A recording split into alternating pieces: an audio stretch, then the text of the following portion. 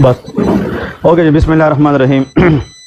सो आज हमारा next session है, that is about examination of thyroid lump. ठीक है जी, अगर एक पेशेंट है उसको थ्रोट के अंदर थायराइड ग्लैंड की स्वेलिंग है या लंप है, तो आप उस पेशेंट को कैसे एग्जामिन करेंगे। प्रीवियस जो एनआरई स्टेप 2 एग्जाम हुआ था, एक ग्रुप वालों को यह था कि एक पेशेंट है उसको नेक के अंदर स्वेलिंग है और वो थायराइड नोड्यूल्स है या थायराइड लंप है, तो आप उसको एग्जामिन कैसे करेंगे।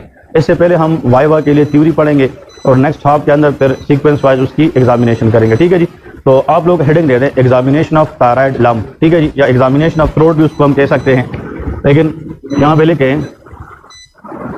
Examination of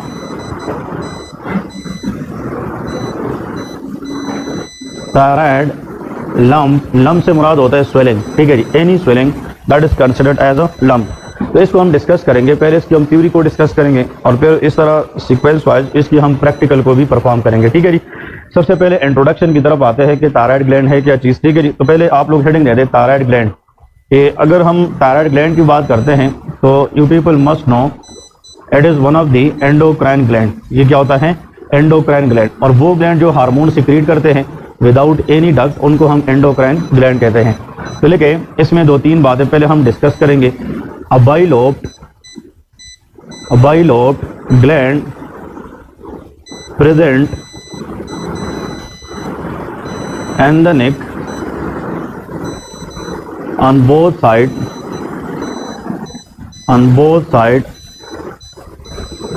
of the trachea, that is called a thyroid gland। Thyroid gland एक बाइलोब ग्लैंड होता है जो ट्रेकिया के दोनों अतराफ मौजूद होता है। ठीक है जी, थायराइड ग्लैंड एक होता है लेकिन इसके अंदर लोब्स कितने होते हैं? दो होते हैं। ठीक है जी, अगर इसके हम फॉर एग्जांपल डायग्रामेटिकल व्यू देखते हैं, this is for example the airway और ट्रेकिया, और इस ट्रेकिया के दोनों अतराफ यहाँ पे एक लोब होता है और एक लोब इसका यहाँ पे होता है। ठीक है जी, और ये भी सबको पता होना चाहिए कि ये दोनों लोब्स आपस में जो कनेक्ट करने वाले स्ट्रक्चर है दैट इज कॉल्ड इस्थमस। इसका नाम क्या है? इस्थमस है। ठीक है जी, so this is the first lobe, this is the second lobe, so it is a bilobe gland present on both side of the trachea, और each lobe of thyroid they are connected by the help of isthmus। ठीक है जी, ये आप लोगों ने याद रखना है। अब इसमें दो चीज़ें इंपॉर्टेंट है, लेकिन थायराइड हार्मोन्स के हमारे पास जो थायराइड हार्मोन्स है वो कौन कौन से हैं, और फिर इसके फंक्शन आप लोगों से वाइवा में पूछे जाते हैं कि how they act in the body. So thyroid hormone के बारे में अगर हम बात करते हैं, thyroid gland produce 3 types of hormone. कितने? 3 टाइप्स, जिसमें पहले को हम कहते हैं triiodothyronine. The first one is called triiodothyronine. ठीक है जी, अब ये जो ट्राईआयोडोथायरोनिन है इसको हम सिंपल T3 हार्मोन कहते हैं। ट्राई का मतलब 3, iodo mean iodine, it is a hormone containing 3 iodine. ठीक है जी, इसको क्या कहते हैं? ट्राईआयोडोथायरोनिन। फिर इसके बाद नेक्स्ट लिख सकते हैं टेट्राआयोडोथायरोनिन। ये वो हार्मोन है जिसके अंदर कितने आयोडीन है? शाबाश, that is 4 iodine. Tetra stand for 4, जिसका मतलब यह है कि 4 आयोडीन रखने वाला हार्मोन कौन सा है? T4 हार्मोन है। तो पहले T3 है, नीचे T4 हार्मोन होता है। ठीक है जी, ये जो T4 हार्मोन है इसका दूसरा नाम आप लोग लिख सकते हैं, इसको हम थायरोक्सिन हार्मोन भी कहते हैं। It is also known as thyroxine. तो आज के बाद अगर आप लोगों से कोई ये पूछेगा कि what is thyroxine, thyroxine is a T4। ठीक है जी, ये टेट्राआयोडोथायरोनिन है। और लास्ट में that is very important, that is called calcitonin. कौन सा हार्मोन होता है? कैल्सिटोनिन। तो आप लोगों ने वाइवा में याद रखना है कि thyroid gland produces 3 types of hormone, T3, T4 end of calcitonin. ठीक है, ये 3 टाइप के हार्मोन ये बनाते हैं। अब यहाँ पे लेके सेल्स ऑफ थायराइड। अब जो थायराइड ग्लैंड है उसके अंदर अगर हम सेल्स की बात करते हैं तो हमारे पास कौन कौन से सेल्स होते हैं जो थायराइड ग्लैंड के अंदर पाए जाते हैं। Thyroid gland contain 2 types of cells, one is follicular cell, another is parafollicular cell. ठीक है जी, ये 2 तरह के सेल्स हमारे पास थायराइड ग्लैंड के अंदर होते हैं। अब इसमें देखिए 2-3 चीज़ें आप लोगों ने यहाँ से भी क्लियर करनी है। मतलब किसी भी ग्लैंड के अंदर जो मेन फंक्शनल सेल्स होते हैं उनको कहते हैं पेरेन्काइमल सेल्स। कौन से? पेरेन्काइमल। सो थायराइड ग्लैंड का जो पेरेन्काइमल सेल्स होते हैं वो फोलिकुलर सेल है। ठीक है जी, they are the main functional cells of the thyroid gland. और ये जो फोलिकुलर सेल है actually they producing T3 and T4 hormone. ये T3 T4 बनाती है। और जो पैराफोलिकुलर सेल्स है उसको हम C सेल्स ऑफ थायराइड भी कहते हैं, एंड दे प्रोड्यूसेस कैल्सिटोनिन। वो क्या बनाती है? कैल्सिटोनिन। तो follicular cell produce T3 T4 and parafollicular, यहाँ पे आप लोग लिख सकते हैं कि जो पैराफोलिकुलर सेल है दे सेक्रेटेड कैल्सिटोनिन हार्मोन। तो ये आप लोगों को जब थायराइड ग्लैंड की पेशेंट में आप एग्जामिनेशन करते हैं तो ड्यूरिंग एग्जामिनेशन जब आप फिनिश करते हैं and you did examination very well, तो फिर आपको सर पूछता है can you tell me which hormone produced by thyroid, which hormone come from which type of cells in thyroid. ठीक है जी, ये कुछ बेसिक्स है जो आप लोगों को पता होना चाहिए।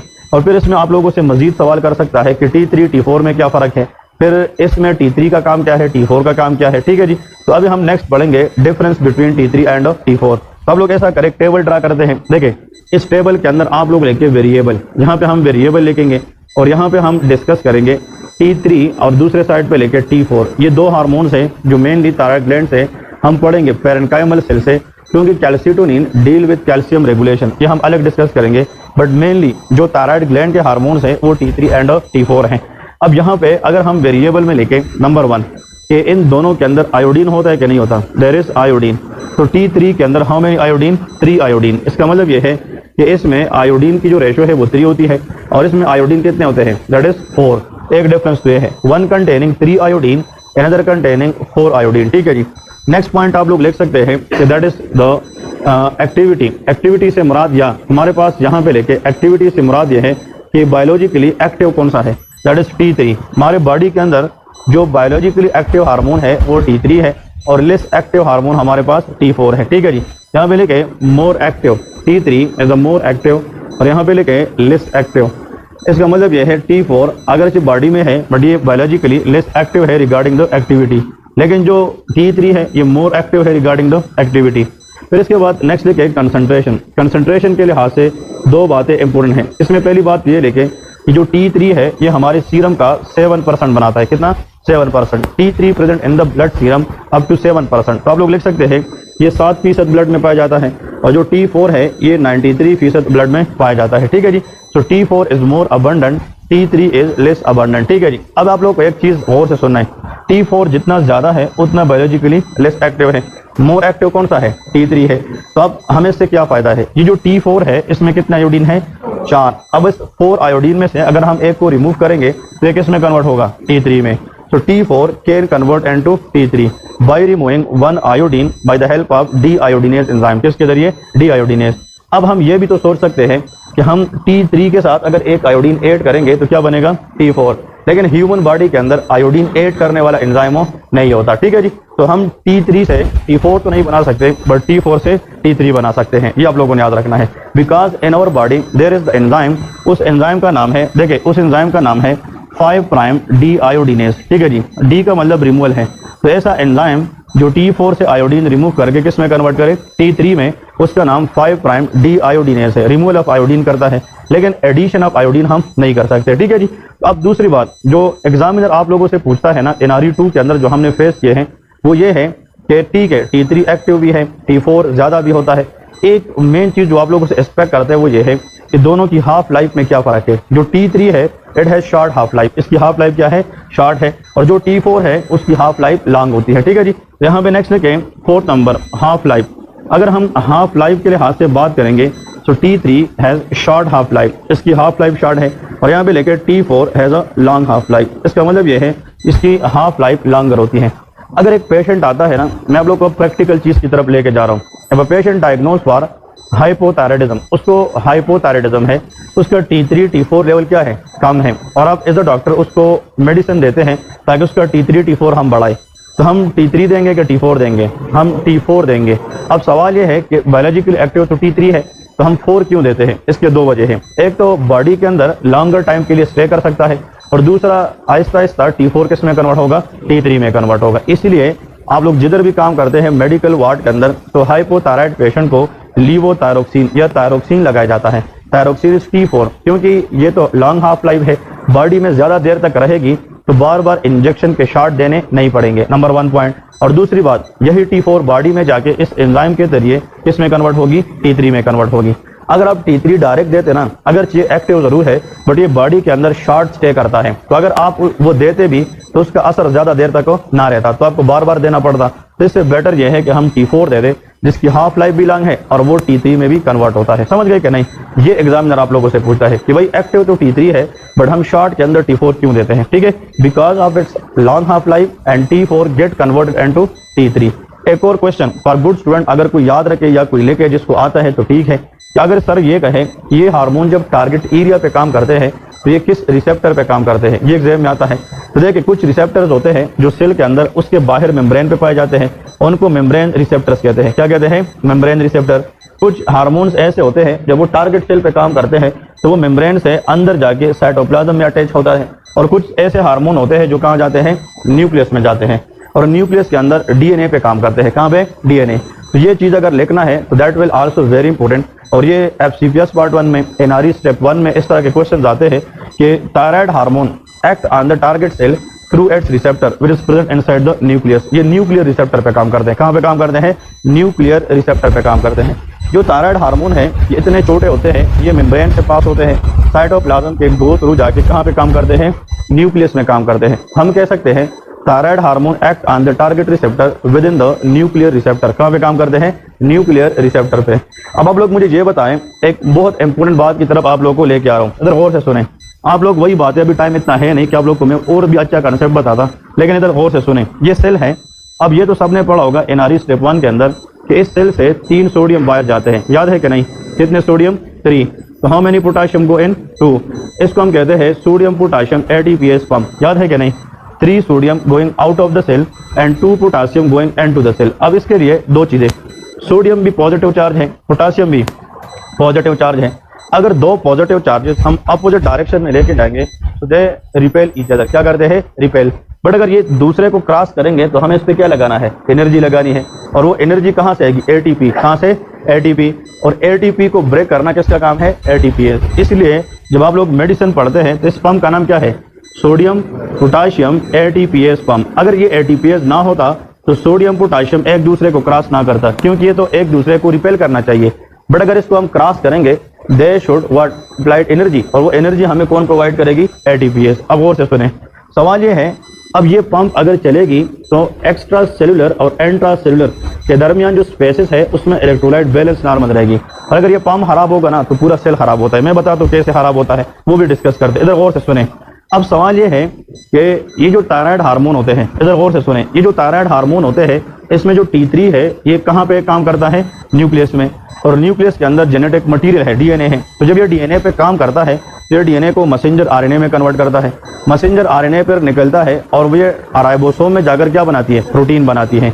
अब वो प्रोटीन जो सेल बनाती है due to the activation of T3, ये 80% एंजाइम्स होते हैं। क्या होते हैं? Enzymes. All enzymes are protein in nature. ये हमने पढ़ दिया कि नहीं कि जो T3 हार्मोन है, ये कॉन्सेप्ट किसने आप लोग को नहीं सिखाया होगा, इसलिए कहता हूँ focus to the board just for 2 to 3 minute.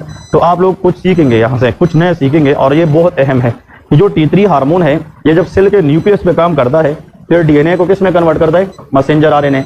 और मैसेंजर आरएनए फ्यूचर में जाके क्या बनाएगी? प्रोटीन। वो प्रोटीन यूजुअली क्या होती है? एंजाइम। उनमें से एक का नाम क्या है? एटीपीएस है। ये जो एटीपीएस एंजाइम है ये T3 एक्टिविटी से बनता है, समझ रहे कि नहीं? अब मिसाल के तौर पे एक पेशेंट है, उसका T3 T4 लेवल कम है, हाइपोथायराइड है। क्या है? हाइपोथायराइड। तो उस बंदे में ये एटीपीएस एक्टिविटी होगी? नहीं होगी। तो ये पंप फेल होगा कि नहीं? और जब ये पंप फेलियर होगा तो सोडियम फिर बाहर जाएगा कि अंदर रहेगा? अंदर रहेगा। और जहाँ पे सोडियम होता है इट विल अट्रैक्ट वाटर, और जब सोडियम अपने हिसाब से वाटर अट्रैक्ट करेगा तो सेल की क्या होगी? Swelling. And this cell swelling is a hallmark of cell injury. ये क्या है? Cell injury. और जब ये स्वेलिंग बढ़ती जाएगी एक वक्त आएगा कि मेम्ब्रेन रप्चर हो जाएगा। And with the membrane is rupture of the cell that is called irreversible cell injury. फिर सेल की क्या होगी? डेथ होगी, जिसको हम नेक्रोसिस कहते हैं। आप समझ रहे हैं कि नहीं? ये जनरल पैथोलॉजी का टॉपिक है, cell injury, reversible versus irreversible. ठीक है जी। अब सवाल ये है, मुझे ये बताए, इमेजिन करे किसी पेशेंट का T3 T4 क्या है? ज्यादा है। उस कंडीशन का नाम हाइपरथायराइडिज्म है। तो हाइपरथायराइड पेशेंट में इस एंजाइम की एक्टिविटी ज्यादा होगी कि कम? ज्यादा होगी। तो जब एक्टिविटी ज्यादा होगी एंजाइम्स का दूसरा काम मेटाबॉलिक रिएक्शन में एज अ कैटालिस्ट काम करना है, तो मेटाबॉलिज्म क्या होगी? ज्यादा होगी। इसलिए हम कहते हैं T3 T4 increase basal metabolic rate. अब समझ रहे कि नहीं? BMR। तो जहाँ पे एंजाइम्स की लेवल आप बढ़ाएंगे वहां पे मेटाबॉलिज्म या तोड़ फोड़ भी क्या होगी? वो ज्यादा होगी। मेरी बात समझ रहे कि नहीं? तो आप लोगों ने एनआरई स्टेप 2 में वाइवा के लिए ये याद रखना है, difference between T3 and T4। और अगर ये क्वेश्चन आ जाए, can you tell me where T3 act in the cell? Answer is nuclear receptor. कहाँ पे? Nuclear receptor.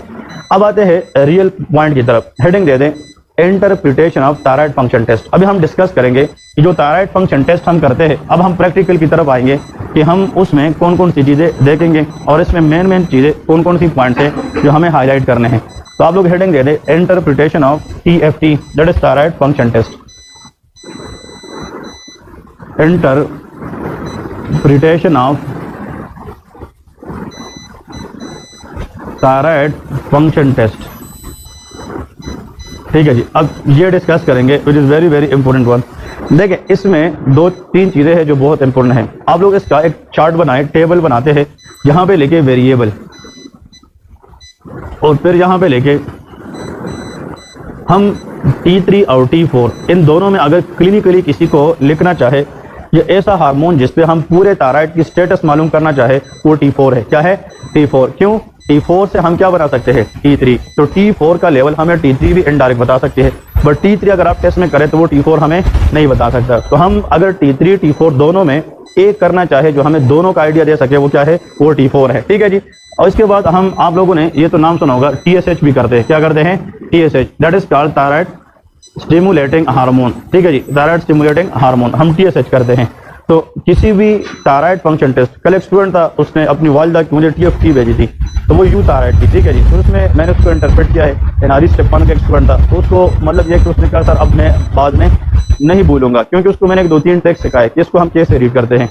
तो इस तरह की छोटी छोटी चीज़ें जो हमारे घरों में आती है ना, वो हमें खुद आनी चाहिए। ठीक है जी, ताकि हमें दूसरे से ना पूछना पड़े, हमें खुद उसको इंटरप्रेट करना है। वो हम यहाँ से सीखेंगे कि थायराइड फंक्शन टेस्ट को हम कैसे सीखते हैं या थायराइड फंक्शन टेस्ट के अंदर होता क्या है। तो एक T4 करते हैं और एक TSH करते हैं। ठीक है, अब ऐसा करते हैं, इसके साथ वाले पेज पे लेके कॉन्सेप्ट, पहले इसका हम कॉन्सेप्ट जानेंगे, उसी कॉन्सेप्ट से हम इसको इंटरप्रेट करेंगे। ठीक है जी, इसका कॉन्सेप्ट जानने के लिए 2-3 चीज़ें इंपॉर्टेंट है। देखें यहाँ पे इमेजिन करें मिसाल के तौर पे, दिस इज दी हाइपोथैलेमस। ये क्या है? Hypothalamus. And this hypothalamus is below connected with pituitary gland. किसके साथ है? पिट्यूटरी ग्लैंड के साथ। और नीचे हम आते हैं, that is called the trachea, और ट्रेकिया के दोनों साइडों पे क्या है? Bilobe gland, that is called thyroid gland. ये तो पता है ना, that is called thyroid gland. And these both lobe are connected with each other by the help of isthmus. इसके अंदर एस्टमस होता है। ये आप लोगों ने एक एंडोक्राइनोलॉजिकल एक्सिस याद रखनी है। पिट्यूटरी ग्लैंड का दूसरा नाम है हाइपोफिशियल ग्लैंड। कौन सा? हाइपोफिशियल ग्लैंड। इसको फिजियोलॉजी में हाइपोफिशियल ग्लैंड भी कहते हैं। अब देखें इसका अगर हम नाम रखते हैं, ये ऊपर क्या है? ये वाला हाइपोथैलेमस, तो इसका नाम है हाइपोथैलेमिक। हाइपोथैलेमिक। नीचे कौन सा ग्लैंड है? पिट्यूटरी। इसको हाइपो कौन सा ग्लैंड कहते हैं? हाइपोफिशियल। ठीक है, हाइपोफिशियल। और ये कौन सा ग्लैंड है? थायराइड। इसको हम कहते हैं हाइपोथैलेमिक हाइपोफिशियल थायराइड एक्सेस, इसको हम कहते हैं। इस पूरे कंसेप्ट को हम कहते हैं हाइपोथैलेमिक हाइपोफिशियल थायराइड एक्सेस। इस एक्सेस के अंदर हमने कितनी चीजें करनी है? 3, hypothalamus, pituitary and thyroid gland. ठीक है जी, कुछ बुक्स वाले कहते हैं हाइपोथैलेमिक पिट्यूटरी थायराइड एक्सेस, वो भी ठीक है, लेकिन पिट्यूटरी का दूसरा नाम हाइपोफिशियल है। ठीक है जी, आप याद रखें। देखिए अब ये जो है, ये वाला ये जो पार्ट है, ये एंटीरियर लोब है। कौन सा लोब है? Anterior lobe of pituitary, and that is the posterior lobe of pituitary. क्योंकि जो पिट्यूटरी ग्लैंड है उसमें 2 लोब्स होती है, एक एंटीरियर है और एक पोस्टीरियर है। मैं आप लोग जितने बैठे हैं, जो लोग मुझसे एनआरई कर गए हैं उनको शायद ये पता होगा, लेकिन जो लोग न्यू है, एनआरई 1 हमसे नहीं पढ़े हैं, उनको मैं एक ट्रिक बताता हूँ। देखें, जो आप लोगों से ये पूछे कि पोस्टीरियर पिट्यूटरी से कौन से हार्मोन आते हैं, सिर्फ 2 याद रखें, ऑक्सीटोसिन, ADH। ठीक है जी, ऑक्सीटोसिन, ADH। इसके अलावा जितने भी है वो एंटीरियर से आते हैं। ठीक है जी, तो ADH एंटी डाययूरेटिक हार्मोन, और ऑक्सीटोसिन जो ब्रेस्ट मिल्क इंजेक्शन में हेल्प करती है और यूट्रस को कॉन्ट्रैक्ट करने में हेल्प करती है। तो ऑक्सीटोसिन और ADH कहाँ से आती हैं? पोस्टीरियर से। इसके अलावा रिमेनिंग जितने हैं वो एंटीरियर से आते हैं। अब देखें, जहाँ से एक हार्मोन आता है इस एंटीरियर लोब से, इसको कहते हैं TSH, that is thyroid stimulating hormone. ठीक है जी, ये जो TSH है ये ब्लड के जरिए आता है और ये थायराइड ग्लैंड के अंदर जो फोलिकुलर सेल है उसके अंदर मतलब काम करता है, और इवेंचुअली फोलिकुलर सेल से ये क्या बनाता है? T3 and T4। तो हम कहते हैं कि T3 T4 बनाने के लिए पिट्यूटरी ग्लैंड से क्या आना चाहिए? TSH आना चाहिए। और ये भी बता दूं कि जो TSH है इसको निकालने के लिए हाइपोथैलेमस से TRH जाना चाहिए। क्या जाना चाहिए? TRH, thyrotropin releasing hormone. कौन सा? Thyrotropin releasing hormone. चलिए जी, जितने भी स्टूडेंट बैठे हैं, what is GnRH? Anyone can guess? GnRH, gonadotropic releasing hormone. Excellent. What is GRH? Growth releasing hormone, या GHRH? Growth hormone releasing hormone. चलिए जी, anyone can tell me what is for example CRH, that is corticotropic releasing hormone. तो इसका मतलब ये समझाने जा रहा हूँ, इधर फोकस करें कि जितने हार्मोन होते हैं जिसमें रिलीजिंग का वर्ड आता है, कौन सा वर्ड आता है? Releasing. They will come from hypothalamus. All releasing hormone come from hypothalamus. कहाँ से आएंगे? हाइपोथैलेमस से। चाहे वो ये तीनों है चाहे ये वाला है, तो जिस हार्मोन के अंदर रिलीजिंग का वर्ड आता है that will be definitely come from hypothalamus. ठीक है जी, अब आते हैं अपनी कंसेप्ट की तरफ। ये तो एक नॉर्मल है और ये T3 T4 बन के फिर टारगेट एरिया पे काम करेंगे और ये बेजल मेटाबॉलिक रेट में मेंटेन करेंगे, मुख्तलिफ फंक्शंस करेंगे। अब आते हैं एनआरई स्टेप 2 के अंदर real game changer that is called interpretation of TFT।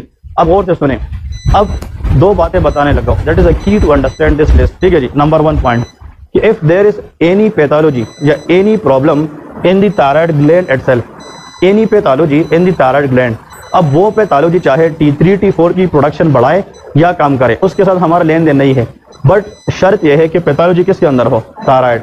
उस डिसऑर्डर को प्राइमरी कहते हैं। क्या कहते हैं? प्राइमरी। मेरी बात समझ रहे कि नहीं?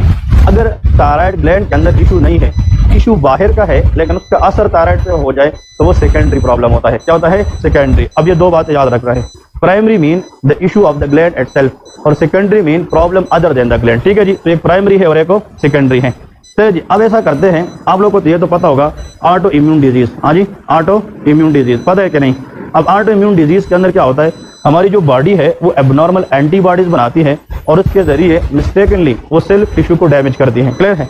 अब यहाँ पे दो चीजें बताने लगा। देखिए, इस ऑटो इम्यून डिजीज के अंदर एंटीबॉडीज बनती है कि नहीं बनती? हाँ जी, एबनॉर्मल एंटीबॉडी जो नॉर्मल टिश्यू को टारगेट करती है। अब सवाल यह है, मिसाल के तौर पे यहाँ पे ऑप्शन ए, अब मेरे इस हाथ के अंदर हार्मोन बनते हैं, 1 मिनट में 2 हार्मोन बनते हैं नॉर्मली। अब इसके खिलाफ एंटीबॉडी आई और यहाँ के सेल को जगाया कि अब 1 मिनट में 2 की बजाय 200 बनाए। अब समझ रहे कि नहीं? तो इसके काम को बढ़ाया कि कम किया? बढ़ाया। तो कुछ ऑटो इम्यून डिजीज ऐसी होती है जिसमें स्टिमुलेटरी एंटीबॉडी बनती है। कौन सी एंटीबॉडी? स्टिमुलेटरी। तो हम कह सकते हैं कि ऑटो इम्यून डिजीज कुछ ऐसी है जिसमें पॉजिटिव से मुराद स्टिमुलेटरी एंटीबॉडी होती है। कौन सी एंटीबॉडी? स्टिमुलेटरी। आप लोग पूरा नाम लिखिए, स्टिमुलेटरी एंटीबॉडी। कुछ डिजीज ऐसी है, अगर इस हाथ के अंदर कुछ सेल्स होते हैं जो 1 मिनट में 2 हार्मोन बनाते हैं, जिस तरह मैंने बताया। अब इसके खिलाफ एंटीबॉडी आके उस सेल को सप्रेस करके उससे 1 मिनट में 1 हार्मोन बनाता है, तो वहां की फंक्शन को बढ़ाया है कि कम किया है? कम किया है। तो कुछ ऑटो इम्यून डिजीज ऐसी होती है जिसमें एंटीबॉडी इनहिबिटरी बनती है। क्या बनती है? इनहिबिटरी। ऑटो इम्यून डिजीज में प्रोड्यूस स्टिमुलेटरी एंटीबॉडी, इट में प्रोड्यूस इनहिबिटरी एंटीबॉडी। तो पॉजिटिव भी हो सकती है और नेगेटिव भी हो सकती है। अब और से सुने, that is very very important to understand. अब इसमें एक पॉइंट जो आप लोग को समझाने जा रहा हूँ वो ये है कि कभी कभार क्या होता है कि एक्चुअली हमारी बॉडी में एक ऑटो इम्यून डिजीज होती है जिसमें इस ग्लैंड के अंदर, किस ग्लैंड के अंदर? इस थायराइड ग्लैंड के अंदर ऐसी एबनॉर्मल एंटीबॉडीज बनाती है जिससे T3 T4 का लेवल क्या होता है? ज्यादा। तो स्टिमुलेटरी है कि इनहिबिटरी? तो देखिए, the autoimmune disease which produce stimulatory antibody in the thyroid gland to increase the level of T3 and T4। तो हाइपर होगा कि हाइपो?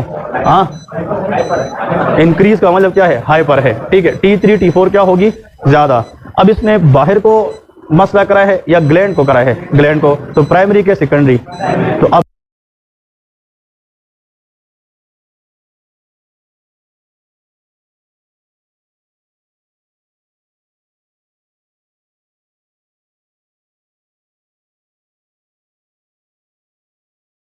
ऐसा ऑटो इम्यून डिजीज जिसमें एबनॉर्मल एंटीबॉडी बनकर स्टिमुलेटरी शक्ल में वो थायराइड ग्लैंड से T3 T4 के लेवल को क्या करे? बढ़ाए। तो उस प्राइमरी हाइपरथायराइडिज्म को ग्रेव्स डिजीज कहते हैं। क्या कहते हैं? Graves disease. तो प्राइमरी हाइपरथायराइडिज्म का कॉमन काज क्या होता है? Graves disease. अब ऐसा करते हैं, और से सुने, इधर देखो लिखना नहीं है। अब यहाँ पे ग्रेव्स डिजीज तो हो गई ना, तो उसने T3 T4 लेवल क्या किया? इंक्रीज किया है। समझ गए कि नहीं? अब नेगेटिव फीडबैक जाएगा फिजियोलॉजिकली और कोशिश करेगी कि TSH को मजीद यहाँ से ना लेके आए, वो क्या करे? कम करे, क्योंकि ऑलरेडी T3 T4 ज्यादा है। तो जब एक चीज ज्यादा हो रही है और एक कम हो रही है, आप समझ जाइए कि इस नेगेटिव फीडबैक को हम कहते हैं that is the problem of thyroid. ये किसका इशू है? थायराइड का इशू है। तो अगर एक बंदा है ना, उसका T4 लेवल क्या है? ज्यादा है। इधर देखिए, T4 लेवल इंक्रीज है और TSH क्या है? कम है। तो इसका मसला ग्लैंड में है या बाहर का है? ग्लैंड में है। तो अब T4 ज्यादा है तो हाइपर है कि हाइपो? हाइपर है। और ग्लैंड में है तो प्राइमरी है। तो जिस थायराइड फंक्शन टेस्ट में T4 ज्यादा हो, TSH कम हो, तो लेके प्राइमरी हाइपरथायराइडिज्म। ये क्या होता है? Primary hyperthyroidism.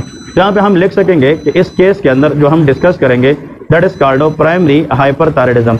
और आपसे एग्जामिनर ये पूछेगा ही पूछेगा एग्जामिनेशन के दौरान कि प्राइमरी हाइपरथायराइडिज्म का लीडिंग काज बताए, वो ग्रेव्स डिजीज है। 90% लोगों में क्या होता है? ग्रेव्स डिजीज है। अब जो ग्रेव्स डिजीज है उसमें स्टिमुलेटरी एंटीबॉडी है कि इनहिबिटरी? स्टिमुलेटरी। उस एंटीबॉडी का नाम भी किसी ने लिखना है तो लिखे, इसको TSH रिसेप्टर एंटीबॉडी कहते हैं। क्या कहते हैं? TSH receptor. पता है कुछ लोग क्या समझते हैं TSH कहां से आता है? हाँ जी, TSH कम फ्रॉम पिट्यूटरी। तो लोग ग्रेव्स डिजीज में TSH का नाम सुन के कहते हैं कि ये मसला कहाँ का है, पिट्यूटरी। हम TSH को नहीं टारगेट करें, हम TSH रिसेप्टर की बात करते हैं। तो TSH come from pituitary, but इसके रिसेप्टर कहाँ पे है, थायराइड में है। तो TSH रिसेप्टर एंटीबॉडी की हम बात करते हैं। मेरी बात समझ रहे हैं कि नहीं? सिर्फ TSH को फोकस ना करें, TSH रिसेप्टर की बात हम करते हैं, ठीक है। चलिए जी, अब एक और पॉइंट की तरफ आते हैं, और से सुने। मुझे ये बताएं कि अगर एक पेशेंट है, उसका TSH क्या है, बॉडी में TSH ज्यादा है, TSH इज वेरी हाई। तो जितना TSH ज्यादा होगा तो T3 T4 भी ज्यादा, अब नहीं कम होगी ना। यहाँ का गेम है, मैं कहता हूँ जाग जाए, यहाँ का गेम है, गलत नो प्रॉब्लम, बट सीख है इसको। TSH का काम T3 T4 बनाना है। तो जब TSH ज्यादा होगा तो T3 T4 भी ज्यादा। तो हाइपर है कि हाइपो, हाइपर है। लेकिन अब प्रॉब्लम ग्लैंड का नहीं है, प्रॉब्लम पिट्यूटरी का है जो TSH ज्यादा दे रहा है। इसको सेकेंडरी हाइपरथायराइडिज्म कहते हैं। तो लेकिन बोथ इंक्रीज, अगर दोनों इंक्रीज है तो उसको हम कहते हैं सेकेंडरी हाइपरथायराइडिज्म। बात समझ गए कि नहीं? That is secondary hyperthyroidism. अब मुझे ये बताए कि सेकेंडरी हाइपरथायराइडिज्म में ज्यादातर जो मेन इशू है ना, यूजुअली 80% लोगों में वो कहाँ की होती है, pituitary gland. The leading cause is pituitary adenoma. क्या होता है, पिट्यूटरी एडिनोमा। कैंसर के अंदर मेजॉरिटी हार्मोन की लेवल क्या होती है, ज्यादा होती है। तो पिट्यूटरी एडिनोमा, अगर TSH रिलीजिंग हो जाए तो जितना TSH ज्यादा होगा T3 T4 भी ज्यादा बनेगी। चलिए जी, अब आप लोगों के नॉलेज के लिए एक और बात बता रहा हूँ। ये कौन से ग्लैंड है, एक्सीलेंट, फोकस प्लीज। यहाँ पे एक हार्मोन होता है, इस हार्मोन का नाम सारे लोग लेके शाबाश। देखिए हम किस ग्लैंड की बात करते हैं, थायराइड। तो हार्मोन का पहला वर्ड थायराइड है, एंड दैट इज पर ऑक्सीडेज। उसका नाम क्या है, देखिए T for thyroid, P for पर, एंड O फॉर ऑक्सीडेज। इसको हम TPO कहते हैं। ये जो TPO हार्मोन है ये थायराइड ग्लैंड के अंदर होता है, और इसको कहते हैं rate limiting enzyme for T3 T4 synthesis. अगर ये एंजाइम काम नहीं करेगा तो थायराइड ग्लैंड के अंदर T3 T4 भी नहीं बनेगी। तो आज के बाद ये बात याद रखें कि T3 T4 बनाने के लिए कौन सा हार्मोन चाहिए, TPO हार्मोन चाहिए, थायराइड परऑक्सीडेज। अब मुझे ये बताए, यंग फीमेल के अंदर स्पेशली, सॉरी ये एंजाइम TPO, थायराइड पर ऑक्सीडेज, एज का मतलब एंजाइम। अब this is the rate limiting enzyme for T3 and T4 hormone synthesis. अब मैं ये चीज बताने जा रहा हूँ, यंग फीमेल के अंदर क्या होता है कि कभी कभार कौन सी डिजीज होती है, ऑटो इम्यून, जिसमें एंटीबॉडी जो बनती है वो कौन सी होती है, इनहिबिटरी। और वो थायराइड ग्लैंड के अंदर जाकर किसको ब्लॉक करते हैं, TPO। इसको हम एंटी TPO एंटीबॉडी कहते हैं। कौन से, एंटी TPO के मतलब वो TPO के खिलाफ बनते हैं। तो अगर ये एंजाइम हम ब्लॉक करेंगे तो T3 T4 बनेगी, हाँ बनेगी कि नहीं बनेगी, नहीं बनेगी। तो हाइपर के हाइपो, हाइपो। अब जब T3 T4 आपने बंद किया यहाँ से, क्योंकि ये तो थायराइड के अंदर है ना, तो फिर फीडबैक जाकर इसको बढ़ाने की कोशिश करेगी, कम बढ़ाने की कोशिश करेगी। तो अगर T4 जो है वो कम है, T4 क्या है, कम है, और TSH ज्यादा है, ये प्राइमरी हाइपोथायराइडिज्म होगी। क्या होगी, प्राइमरी हाइपोथायराइडिज्म। आसान है कि नहीं? तो इसमें जस्ट ये ट्रिक आप लोगों ने समझने हैं कि प्राइमरी और सेकेंडरी, क्योंकि लैब इंटरप्रिटेशन में भी आप लोग को ये देते हैं NRE स्टेप 2 में कि भाई ये एक बंदे का थायराइड फंक्शन टेस्ट है। अब आप बताएं कि इसको हाइपर है या हाइपो है, प्राइमरी है या सेकेंडरी होता है, ठीक है जी। एक और चीज और से सुने, मिसाल के तौर पे मैं कंडीशन बता रहा हूँ, आगे what is this condition, that is called pituitary necrosis. इसको क्या कहते हैं, पिट्यूटरी नेक्रोसिस। ये वो कंडीशन है जिसमें पिट्यूटरी ग्लैंड की जो सेल्स होती है दे बिकम डाई, ठीक है जी। नेक्रोसिस का मतलब सेल डेथ है। अब अगर पिट्यूटरी ग्लैंड के जो सेल्स है वो मेजॉरिटी लेवल पे डेथ हो जाए तो उससे हार्मोन की सिक्रीशन ज्यादा होगी कि कम, कम होगी। जब सेल नहीं रहा तो सिक्रीशन हम कम हो जाएगी। जब TSH कम होगा तो T3 T4 भी कम होगी, क्योंकि इसका काम तो ये बनाने हैं। तो जब ये खुद कम आएगा तो ये दोनों भी क्या होगी, कम होगी। तो अगर T4 भी क्या है, कम है, और TSH भी कम है, तो फिर ये ग्लैंड का मसला है कि पिट्यूटरी का, पिट्यूटरी। तो लेके सेकेंडरी हाइपोथायराइडिज्म, ठीक है। इसमें जो अब हम डिस्कस करेंगे that is called secondary hypothyroidism. तो ऊपर वाले प्राइमरी सेकेंडरी हाइपरथायराइडिज्म है, नीचे वाले प्राइमरी और सेकेंडरी हाइपोथायराइडिज्म है। इससे इजी वे कोई नहीं है, ठीक है जी। अब लोगों ने इसको याद रखना है। तो अगर मसला ग्लैंड का है, थायराइड का है, वो प्राइमरी है, और अगर ग्लैंड से बाहर का है तो वो सेकेंडरी है। एक और आसान तरीका, NRE 2 में अगर कोई बंदा कंफ्यूज हो भी जाए तो आप लोगों ने दो चीजों को कंपेयर करना है, T4 के साथ TSH देखना है। मेरी बात समझ गए कि नहीं? कभी कभार वो आप लोगों को ये नहीं कहेगा कि इंक्रीज डिक्रीज, वो कहेगा कि एक पेशेंट है उसका TSH लेवल 3.2 है। मेरी बात समझ रहे कि नहीं? और उसने सामने फिर लिखा होगा कि इसकी जो मिसाल के तौर पे नॉर्मल रेंज है वो 5 से कितना होता है, 8। तो रेफरेंस रेंज के साथ पेशेंट का वैल्यू हम कंपेयर करते हैं। तो इस वैल्यू के मुताबिक ये क्या है, कम है। तो हमें डेफिनेट पता होगा कि या तो यहाँ का मसला है या यहाँ का मसला है। कि TSH कम है ना, तो अपने रेफरेंस रेंज के साथ पेशेंट वैल्यूज को देखना होता है। मेरी बात क्लियर है? तो इससे आप लोग ना डरे कि इंक्रीज डिक्रीज बताएंगे, जो वैल्यू वो बताएंगे उसके साथ नॉर्मल भी देते हैं कि ये नॉर्मल है और पेशेंट की ये है। तो आप कंपेयर करें ये नॉर्मल है, इंक्रीज है या डिक्रीज है। क्लियर है? ओके जी। अब दो चीजें और से सुने। एक्चुअली मेन पॉइंट जो मैं समझाने जा रहा हूँ वो ये है कि हमने ये सीखा है कि अगर ग्लैंड का मसला हुआ तो वो प्राइमरी है, बाहर का मसला है तो सेकेंडरी है। ये बात क्लियर हो गई। दूसरी बात मैं बता रहा हूँ, इधर देखे, इसमें एक चीज इंक्रीज हो रही है और एक डिक्रीज हो रही है। तो ये नेगेटिव फीडबैक है। क्या है? Negative feedback. ये कौन सा फीडबैक है? ये वाला नेगेटिव फीडबैक। ये भी कम हो रही है, ये भी ज्यादा हो रही है। और ये कौन सा है? Positive feedback. ये पॉजिटिव फीडबैक इसलिए है कि मैं कह सकता हूँ कि इसमें दोनों वैल्यू सेम डायरेक्शन में है कि नहीं। ये भी इंक्रीज हो रही है और ये भी इंक्रीज हो रही है। बात समझ रहे कि नहीं? और ये कौन सा फीडबैक है? पॉजिटिव। ये भी कम हो रही है और ये भी कम। अब किसी नेगेटिव बोला और ये गलती लोग करते हैं। हमें इससे काम नहीं है कि दोनों इंक्रीज हो रहे या दोनों डिक्रीज हो रहे, डायरेक्शन एक होना चाहिए। अब इसमें डायरेक्शन सेम है कि नहीं है? तो ये क्या है? पॉजिटिव है। और इसमें डायरेक्शन सेम है तो ये भी क्या है? पॉजिटिव। तो ऐसा थायराइड फंक्शन टेस्ट जिसमें TSH और T4 दोनों की डायरेक्शन सेम हो, सेम का मतलब S सेम हो तो वो S से स्टार्ट होंगे, वो सेकेंडरी प्रॉब्लम्स होंगे। अब इस तरह भी याद करते हैं लोग, ठीक है जी। इसका मतलब ये है, ये सबसे आसान तरीका है कि अगर TSH और T4 दोनों की सेम डायरेक्शन, या तो दोनों इंक्रीज है या दोनों डिक्रीज है, तो सेम से मुराद सेकेंडरी है, S बात सेकेंडरी। अगर दोनों इंक्रीज है तो सेकेंडरी हाइपरथायराइडिज्म है, अगर दोनों डिक्रीज है सेकेंडरी हाइपोथायराइडिज्म है। इसमें तो कोई लॉजिक नहीं है ना, ठीक है। This is the easiest way to remember. ये कंसेप्ट ज्ञान कर चुके हैं कि नहीं, कि सेम फॉर सेकेंडरी और जो अपोजिट है ना वो फिर प्राइमरी के लिए आएगा, ठीक है जी।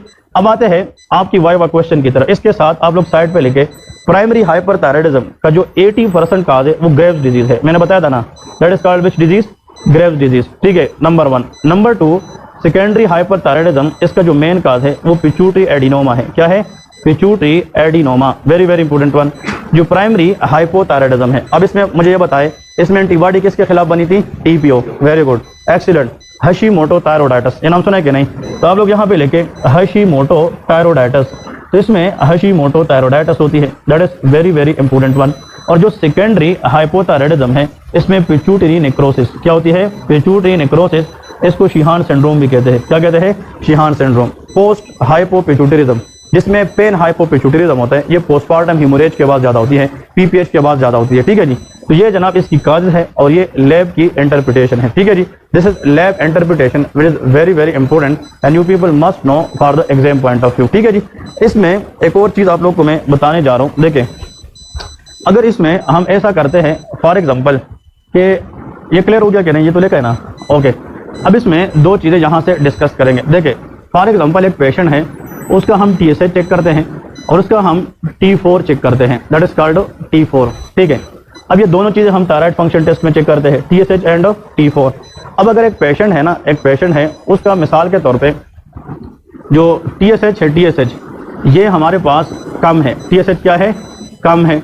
और ये जो T4 है दैट इज नॉर्मल, ठीक है जी। ये T4 क्या है? नॉर्मल है। तो व्हाट दिस कंडीशन इज? नहीं, सब क्लिनिकल क्या? हाइपो, हाँ हाँ, यू थायराइड में दोनों नॉर्मल होते हैं, हाँ हाइपो, ओके। देखिए, कभी कभार क्या होता है कि जो T4 होता है, T4 वो ज्यादा होता है। ये पेशेंट की हिस्ट्री पे डिपेंड करता है, ठीक है जी। पेशेंट हिस्ट्री शुड भी दे, लेकिन आप लोग को जस्ट क्लू दे रहा हूँ कि आप लोग इसको सीखे। अगर एक पेशेंट है ना, उसका T4 लेवल ज्यादा है, T4 क्या है, और उसका TSH क्या है? कम है। अब ये पेशेंट जब मेडिसिन लेगा ना, मेडिसिन, तो वो ये मेडिसिन लेगा। अब ये हाइपर है कि हाइपो? ये हाइपर है कि हाइपो? हाइपर है। T4 ज्यादा है, TSH क्या है? तो प्राइमरी हाइपर है। अब ये मेडिसिन लेता है ताकि वो अपना T4 क्या करे? कम करे। मेरी बात समझ रहे कि नहीं? तो कुछ लोग होते हैं वो हाइपर थायराइड होते हैं, मेडिसिन ले लेके वो अपना T4 को क्या करता है? नॉर्मलाइज करते हैं। वो हाई से लो की तरफ आते हैं तो उनका जो हाई T4 था वो क्या हो चुका है? नॉर्मल हो चुका है। और TSH अभी तक जो है वो क्या है? वो लो है। TSH को नॉर्मल होने में और भी टाइम लगता है, समझ रहे कि नहीं? तो इसका मतलब इस पेशेंट को पहले शायद कौन सा कंडीशन था? Hyper thyroid. लेकिन जब T4 नॉर्मल हो जाए तो उसमें सिम्टम फिर हमें नजर नहीं आएंगे। इसको सब क्लिनिकल हाइपरथायराइडिज्म कहते हैं। अब समझ रहे कि नहीं? लेकिन असल में इसमें हमें हिस्ट्री पता होना चाहिए। अब सब क्लिनिकल हाइपो भी हो सकता है, लेकिन वो डिपेंड करता है कि उस पेशेंट की हिस्ट्री पहले क्या थी। वो बताएगा ना कि इसमें एक्सोप्थेल्मस है, प्रीटिबियल एडिमा है। लेकिन TSH के साथ T4 या नॉर्मल आना, ये यू थायराइड नहीं होता। यू थायराइड वो होता है जिसमें दोनों के वैल्यूज क्या होते हैं? वो नॉर्मल आते हैं, ठीक है जी। तो इसमें एक थायराइड स्टोम आता है। क्या आता है? थायराइड स्टोम। अभी एक बंदे ने क्लियर किया है, लेकिन ये हम जब एग्जामिन करेंगे ना, उसके अंदर मैं आप लोगों को मजीद इसके 2-3 पॉइंट डिस्कस करूंगा। एक सब क्लिनिकल हाइपरथायराइड होता है और एक सब क्लिनिकल हाइपोथायराइड होता है और एक थायराइड स्टोम होता है। थायराइड स्टोम का मतलब यह है कि it is the medical emergency. Thyroid storm is a medical emergency in which the patient hyperthyroid symptom become exacerbate. Exacerbate से मुराद होता है कि जो पेशेंट पहले से किसका मरीज है, हाइपरथायराइडिज्म का, और उस पर कोई ऐसी स्ट्रेसफुल सिचुएशन आ जाए, लाइक उसको इन्फेक्शन हो जाए, उस पर सर्जरी आ जाए, और उस स्ट्रेसफुल सिचुएशन के दौरान उसकी जो प्रीवियस सिम्टम है ना वो 2 to 3 टाइम क्या हो जाए, इंक्रीज हो जाए, तो उसको थायराइड स्टोम कहा जाता है। ठीक है जी। तो थायराइड स्टोम की जब डायग्नोज आप लोग करेंगे ना, उसमें पेशेंट को पहले से हाइपर क्या होना चाहिए, थायराइडिज्म। फिर उसको जब हाइपर थायराइडिज्म के दौरान इन्फेक्शन का सामना करना पड़े या सर्जरी वगैरह का सामना करना पड़े, कोई भी स्ट्रेसफुल सिचुएशन हो जिससे उसके सिम्टम में मजीद इंक्रीज आती है, तो वो थायराइड स्टोम होता है। ठीक है जी। उसमें हम प्रोप्रानोलोल भी देते हैं, आप लोगों ने प्रोफाइल थायोयूरासिल ड्रग का नाम सुना होगा, वो भी देते हैं। ठीक है जी। तो वो भी हम एज अ हाइपरथायराइडिज्म ही ट्रीट करते हैं। ठीक है। अब इसमें लास्ट में थ्योरी के अंदर बस इसमें आखिर में लेकर थायराइड कैंसर के नाम आप लोगों को कहना चाहिए कि थायराइड ग्लैंड से कौन कौन से कैंसर है जो आ सकते हैं। ठीक है जी। What is the thyroid cancer.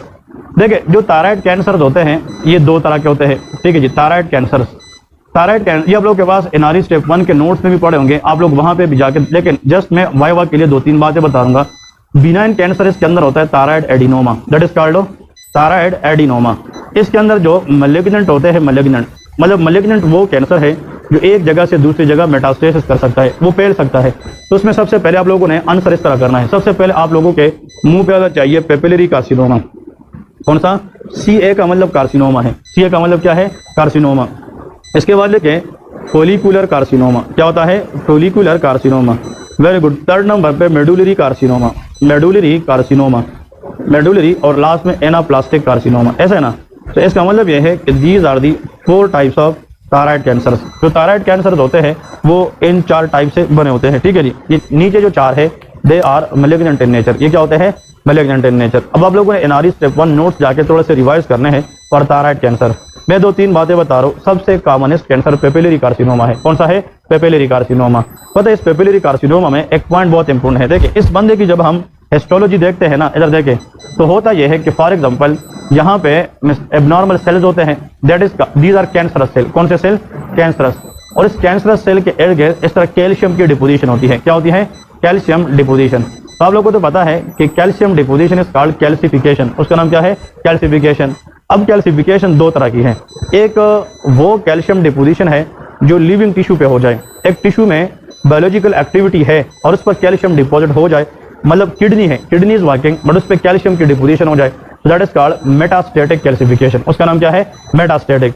So any calcification that is occurring on the living tissue that is called metastatic. अगर पहले से एक सेल है, कैंसरस सेल है, लेकिन उसकी डेथ हो चुकी है, एक सेल है जो डेड है, नेक्रोटिक है, और उस पर कैल्शियम डिपोजिशन हो जाए, तो उसको डिस्ट्रोपिक कैल्सिफिकेशन कहते हैं। क्या कहते हैं, dystrophic, DYS, that is DYS, dystrophic, DYSTROPHIC। Dystrophic calcification का मतलब कौन से टिश्यू पे, डेड टिश्यू पे। Dystrophic is D for dead tissue, और मेटास्टेटिक लिविंग टिश्यू पे होता है। ठीक है जी। अब आप लोगों से क्लिनिक में एक सवाल पूछा जाता है, अगर एक पेशेंट है ना, ये भी आप लोग अगर याद करें, आगे हम इलेक्ट्रोलाइट में भी पढ़ेंगे, नॉर्मल कैल्शियम भी तो बंदे का होता है ना। नॉर्मल कैल्शियम 8 से लेकर 10 मिलीग्राम पर DL होता है, ये नॉर्मल कैल्शियम की वैल्यू है।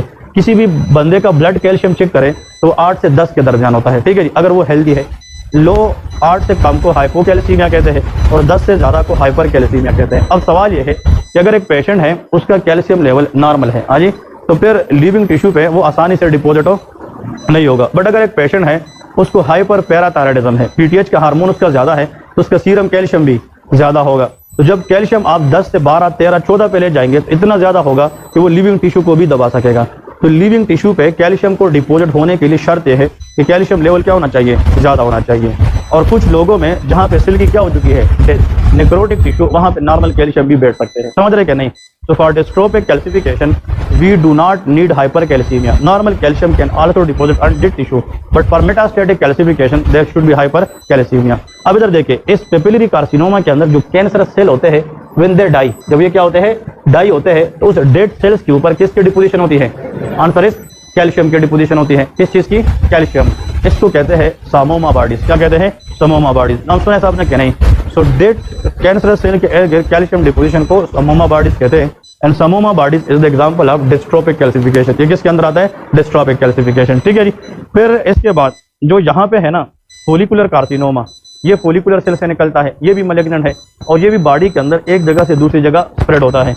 फिर इसमें मेडुलरी कार्सिनोमा, ये पैराफोलिकुलर सेल से आता है। कहाँ से आता है? पैराफोलिकुलर। और उसमें कैल्सिटोनिन हार्मोन का लेवल क्या होता है? ज्यादा। What is the function of calcitonin? हाँ, कैल्शियम को कम करता है। पैराथायराइड हार्मोन का काम कैल्शियम बढ़ाना है, कैल्सिटोनिन का काम कैल्शियम कम करना है। तो जो मेडुलरी कार्सिनोमा के पेशेंट होते हैं उनमें क्या होता है?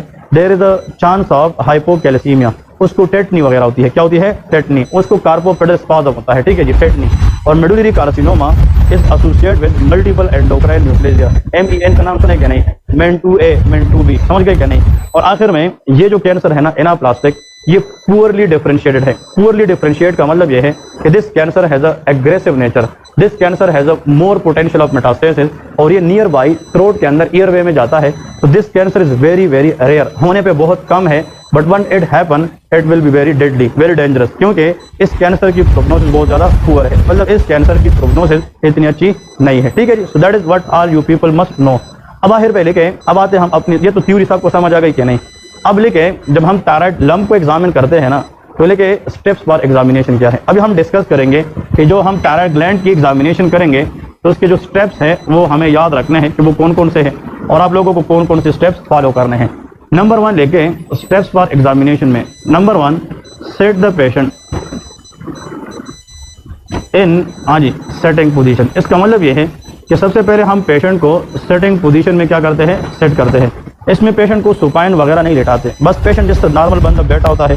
तो set the patient in setting position, this is the first thing you people know. Number 2, आप पेशेंट को एक्सप्लेन करेंगे कि आज मुझे प्रोफेसर साहब ने आपके गले का मुआयना करने के लिए कहा है, ठीक है जी। अब इसमें 2 चीज़ें हैं, आप लोग स्वेलिंग के बारे में बता सकते हैं, ठीक है जी। तो हम डिस्कस करेंगे कि क्या है स्वेलिंग को, मेरे हाल में सूजन कहते हैं, हाँ जी। तो आपके गले में जो सूजन है उसका मुआयना करने के लिए कहा गया है, तो मरीज को पता चलेगा कि what the doctor is doing with me, ठीक है जी। इसके बाद मैं अपना मुआयना शुरू कर रहा हूँ, आप सीधा देखें, then we can go for inspection. क्या करेंगे? इंस्पेक्शन। तो सबसे पहले आप लोग लिख सकते हैं, in the first go we will do inspection. Inspection में क्या चेक करेंगे वो हम डिस्कस करेंगे आगे, जब हम एग्जामिन करेंगे इंस्पेक्शन हम डिस्कस करेंगे। लेकिन इंस्पेक्शन में 3 चीजें ना भूलें। नंबर 1, हम आइज को इंस्पेक्ट करेंगे। किस चीज को? आइज। नंबर 2, हम इसकी फेस को रीड करेंगे, फेस मतलब रीड करेंगे। नंबर 3, हैंड, उसके हाथ को चेक करेंगे। और number 4, skin, overall skin. Skin से मुराद फेशियल स्किन है ज़्यादातर, ठीक है जी, फेशियल। ये 4 चीज़ें हम ज़रूर देखते हैं, हाँ जी। अब अगर एक पेशेंट है ना, वो सीधा बैठा है और आप उसके सामने आते हैं कि भाई अभी मैं आपकी आंखें चेक करने लगा हूँ, ठीक है जी। आप पेशेंट की साइड पे आते हैं और आप देखते हैं कि इसके जो आंखें हैं वो बाहर की तरफ प्रोट्रूड तो नहीं है, एक्सोप्थेल्मस चेक करते हैं। क्या चेक करते हैं? एक्सोप्थेल्मस। और ये तो डेफिनेट पता है कि क्या पता है जो लंप है वो हाइपरथायराइडिज्म की वजह से हो, तो उसमें आप लोगों को ग्रेव्स डिजीज आ सकती है कि नहीं। वी हैव टू फोकस कि हमने क्या चेक करना है? एक्सोप्थेल्मस। इसके लिए हमने आइज को देखना है, ठीक है जी। फिर इसके बाद है फेस। हम देखेंगे कि अगर पेशेंट इरिटेबल है, क्या है?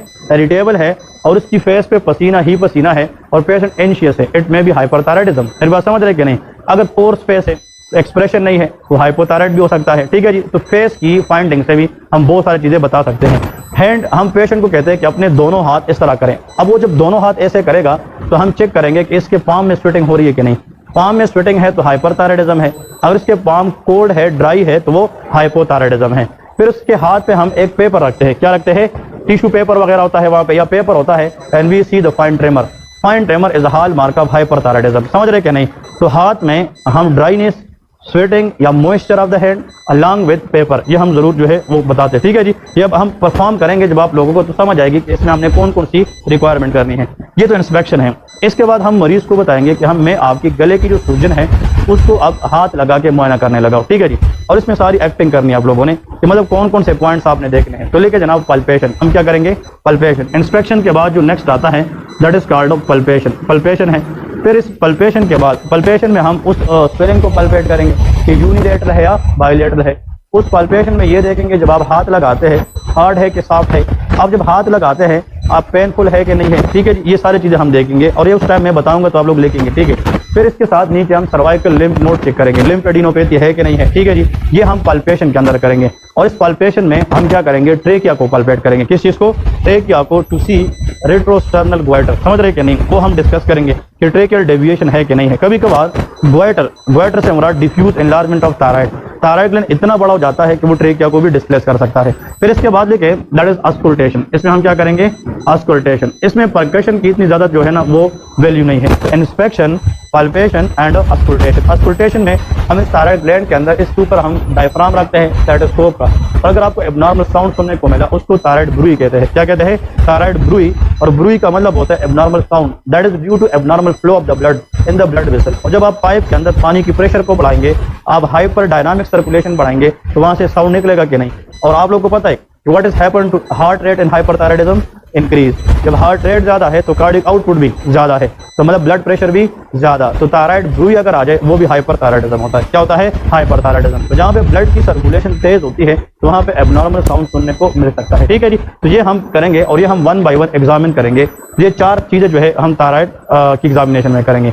आखिर लेके रिक्वायरमेंट्स, कि जब आप उस स्टेशन में जाएंगे तो कुछ आपकी रिक्वायरमेंट्स होती है। ठीक है, दैट इज रिक्वायरमेंट। ये रिक्वायरमेंट जो बंदा भूलता है ना, that is a very very bad impression. ठीक है जी, रिक्वायरमेंट हम मुराद हैं, मिसाल के तौर पे मुझे प्रोफेसर साहब कहता है कि आप इस बंदे की गले में जो सूजन है उसका मुआयना करें, तो मैं सर को क्या कहूँगा? सर, अपने मुआयने को मुकम्मल करने के लिए मुझे एक ग्लास ऑफ वाटर चाहिए और एक पेपर चाहिए। इसका मतलब ये है सर को वहां से 80% अंदाजा हो जाएगा कि इसको पता है कि मैंने आगे क्या करना है। और अगर आप ये पहले नहीं बोलेंगे तो कोई फायदा नहीं है। तो सबसे पहले कि ग्लास ऑफ वाटर, हमें क्या चाहिए होता है? Glass of water. और वो वहां पे रख भी लेते हैं, भाई वो रख लेते हैं कि चले ये ग्लास ऑफ वाटर ले लें और मुआयना करें। अब वो ग्लास ऑफ वाटर जो हमें देता है वो हम अपने पास रखते हैं और साथ में लेके, हाँ जी, पीस ऑफ पेपर। क्या चाहिए होता है?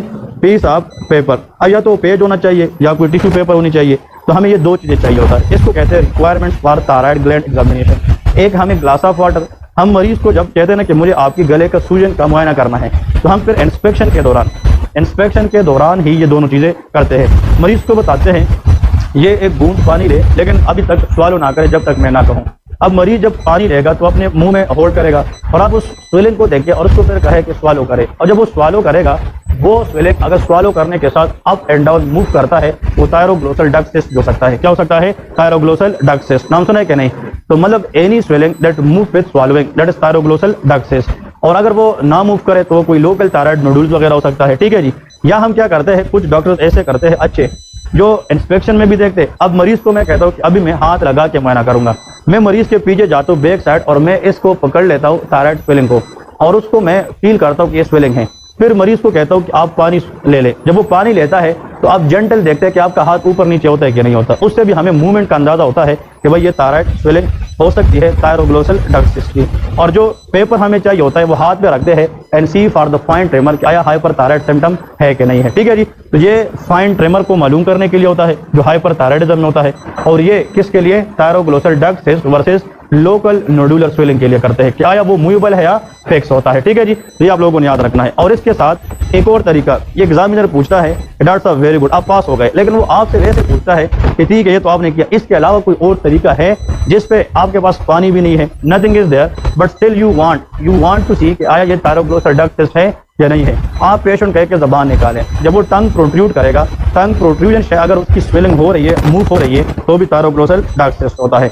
अब टंग बाहर निकालना, पानी पिलाना और ये हाथ पे पेपर रखना, ये तीनों चीजें जो हम करेंगे ये इंस्पेक्शन के दौरान करेंगे। किसके दौरान? इंस्पेक्शन के दौरान। ठीक है जी। इसके बाद फिर पाल्पेशन पे जाएंगे, फिर ऑस्कल्टेशन पे जाएंगे। ठीक है जी। चलिए ब्रेक करें, फिर नेक्स्ट स्टेप है। कुछ चीजें समझ गए कि नहीं? That is the complete theory for